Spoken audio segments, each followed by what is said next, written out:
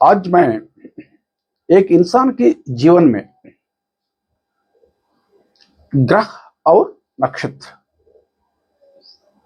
इनका प्रभाव ज्यादा है या अपने कर्मों के कारण से इंसान का जीवन विकसित होता है। इस दोनों के बीच में अंतर क्या है, इसी के बारे में चर्चा करूंगा। जब एक इंसान अपना अपना पिछले जन्म में जब शरीर को त्याग करता है, मर जाता है, जिस समय अपना शरीर को त्याग रहा है उस समय उसका इकट्ठा किया हुआ कर्म क्या है, उस कर्म को लेके सूक्ष्म शरीर अपना भौतिक शरीर को छोड़ के चले जाता है। जब सूक्ष्म शरीर भौतिक शरीर को छोड़ के चला गया, जिस योनि में दोबारा जन्म लेना हो, इस कर्मों के अनुकूल जन्म लेगा। मान लीजिए एक आदमी ने काफी पुण्य कमाया है पिछले जन्म में, उसको एक अमीर आदमी बनना है अगले जन्म में भगवान की कृपा से। वो कोई गरीब आदमी के घर में थोड़ी पैदा होगा। हर चीज ऐसा ही है। जिस घर में पैदा होगा उनका जो घर की वातावरण, चाहे अपना माता पिता हो, भाई बहनों, मित्र हो, उसी प्रकार और अपना जिस समाज में उनको पैदा हो रहा है उसका समाज, ये सारे के सारे चीज जिस कर्मों से अपना पिछले जन्म में शरीर को छोड़ दिया था उस कर्म के अनुसार होगा। उसी को चाहे तो आप आधुनिक शास्त्र कहते हैं जेनेटिक कोडिंग कहिएगा, कोई बात नहीं, लेकिन हो रहा है अपना वो जो कर्म का ही रूप धारण हो रहा है। यहाँ पर कोई अच्छा दिमाग वाला पैदा होगा, कोई मोटा दिमाग वाला पैदा होगा, मोटा दिमाग के साथ कोई हो सकता है, कोई मानसिक रोगी हो सकता है, किसी का अहम बहुत ज्यादा उच्च स्तर पर होता है, या किसी का काफी नम्रता के साथ अपना व्यक्तित्व होता है। उसी प्रकार मनोमय कोश में उसका जब निर्माण होगा, मैंने पिछले एक वीडियो में समझाया था, 9 किस्म की भावोद्वेग से इंसान पैदा होता है, क्रोध, लोभ, ऐसे। तो कोई भी कुछ भाव काफी उच्च स्तर में हो सकता है। ये उसी प्रकार मनोमय कोश के अंदर ही संकल्प और विकल्प भी करता है इंसान।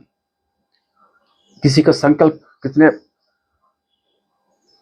अच्छा होता है या मजबूत संकल्प होता है किसी का, या किसी का कमजोर है संकल्प करने में, ये हर एक चीज। उसी प्रकार भौतिक शरीर, कोई हो सकता है अंधा पैदा हुआ, आंख काम नहीं करता है, किसी का कान काम नहीं करता है, कोई बोल नहीं पाता है, बचपन से जो पैदा होते ही। ये सारे की चीज किस कारण से हो रहा है? अपना इकट्ठा किया हुआ कर्मों का फल है। उसी को तो भोगने के लिए तो इंसान पैदा हो रहा है इस जन्म में, दूसरी जन्म में। इतना ही बात है। इंसान का जीवन में बाहर से कोई शक्ति आके प्रभाव नहीं डाल रहा है। इंसान का जीवन प्रभावित नहीं होता है बाहर से कोई शक्ति से। इंसान के भीतर ही है जो आत्मा, वही खुद परमात्मा की स्वरूप है। तो बाहर से परमात्मा को बाहर से और कोई शक्ति कैसे आएगा? जो भी शक्ति है वो खुद के अंदर ही, भीतर ही है। उसको प्रक्रिया होगी नहीं कैसे कहीं बाहर से कोई आके प्रभाव डालने के लिए। सिर्फ इतना ही है, बाहर की दुनिया माध्यम बनता है इस इंसान को अपने कर्मों को भोगने के लिए। अपना कर्मों को भोगने के लिए बाहर की बाह्य जगत एक सिर्फ माध्यम बनता है, सिर्फ माध्यम बनती है। फिर लोग पूछ सकते हैं, फिर इतना हजारों साल से ज्योतिष शास्त्र चलता हुआ आ रहा है, कई पंडित भविष्यवाणी सुनाते हैं, ये सारे कैसे हो रहे हैं? इसके लिए मेरा समाधान ये है, हजारों साल से इंसान स्वाभाविक रूप से उत्सुक है जानने के लिए। मानव जाति स्वाभाविक रूप से हमेशा उत्सुक ही रहा है कि भविष्य कैसे होगा करके। तो इसलिए समाज में, मानव समाज में कई पंडित हजारों साल से ग्रहों का और नक्षत्रों का चाल के ऊपर नजर रख के एक शास्त्र कहिएगा या नहीं तो एक कला कहिएगा या इसको और कोई शब्द इस्तेमाल कीजिए, उसको तैयार किया है। जब इंसान पैदा होगा, पूर्व दिशा में जो भी राशि उत्पन्न हो रहा है उसको लग्न बोल दिया, और उस समय कई हजारों साल से उनका चाल को देख के, ग्रहों को चाल ये बताया, अगर 7वीं घर में शनि भगवान बैठा हुआ है तो उनका शादी खराब होने वाला है।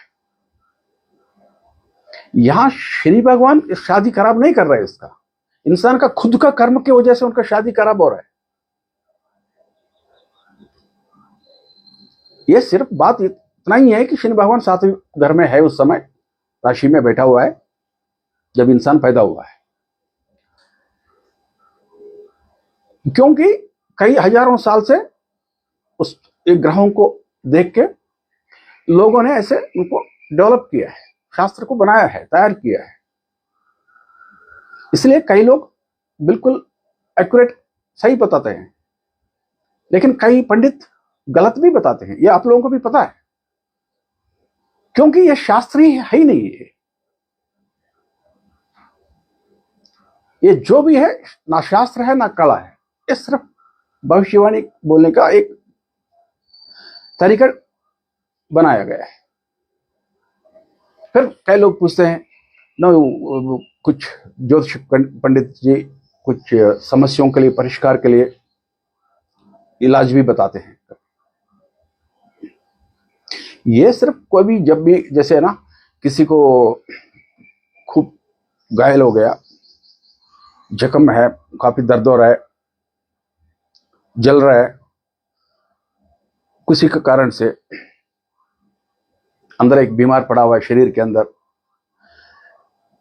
वो ऊपर आप बैंडेज लगाने से, ऑइंटमेंट लगाने से तात्कालिक रूप से थोड़ा बहुत मेरा आराम मिल सकता है, लेकिन बीमारी तभी खत्म होगा जो शरीर के अंदर जो इन्फेक्शन है, कोई डॉक्टर एंटीबायोटिक, डॉक्टर के साहब के पास जाके एंटीबायोटिक दवाई लेके वो दवाई खा लिया, जब तक वो इन्फेक्शन खत्म नहीं होगा आपको आपके जख्म का इलाज नहीं होगा। इसी प्रकार कोई आप जंगल को साफ करना चाहते हो, कोई जमीन इस्तेमाल करना चाहते हो किसी चीज के लिए, जब तक उसका नीचे से उसके जड़ी से काट के उखाड़ना पड़ेगा, पेड़ों को जड़ से काटना पड़ेगा, तभी हमेशा के लिए सूख जाएगा। नहीं, आप ऊपर से उसको जंगल को काट दोगे, वो दोबारा घास पैदा हो जाएगा, झाड़ी दोबारा पैदा हो जाएगा।